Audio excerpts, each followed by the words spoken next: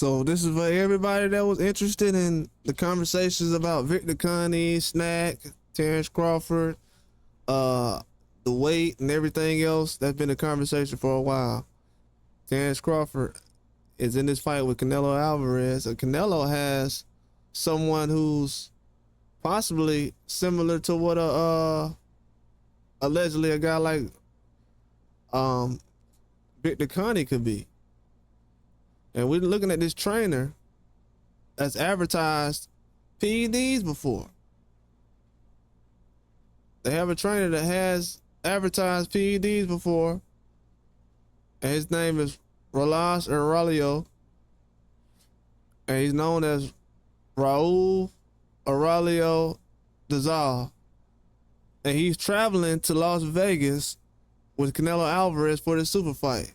And people are probably wondering why I'm bringing him up. He's a trainer who was working with Canelo, who's advertised PEDs for sale, including human growth hormone, before he joined the super middleweight boxers team. The Guardian reveals. This is an article by The Guardian.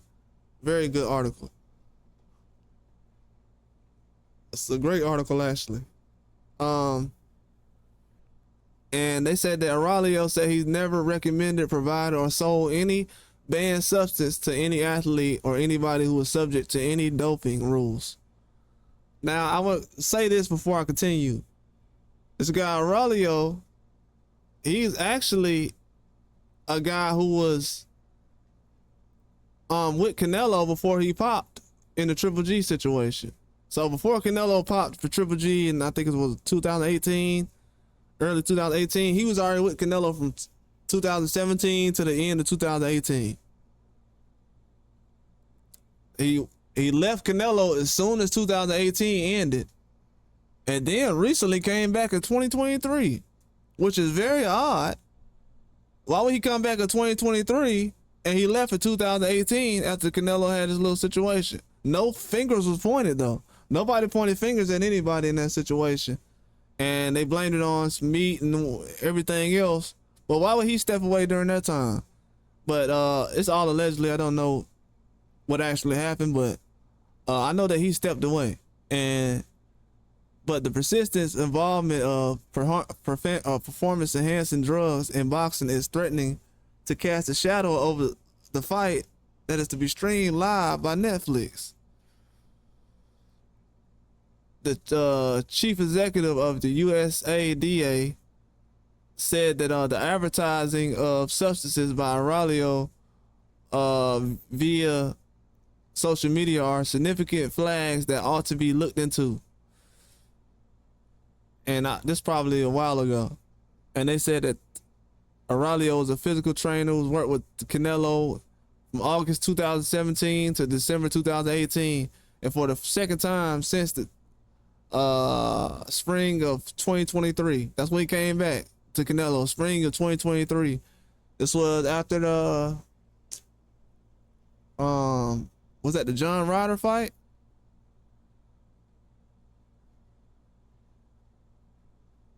Might have been the John Ryder fight after. It was after the John Ryder fight possibly. But a former bodybuilder, Aurelio runs the Radical nutrition gym in Guadalajara, Mexico, and offers clients personalized training plans.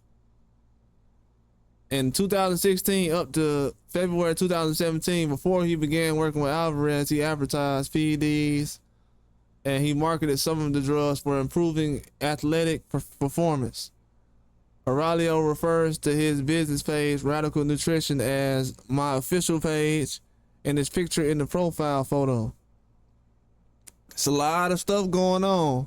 2016, he advertised HGH allegedly on both of his accounts, and then 2016 again advertised HGH fragment 176-191, calling his followers to order now. Then he sold something that was a synthetic drug that was used to increase lean body mass and improve recovery during training.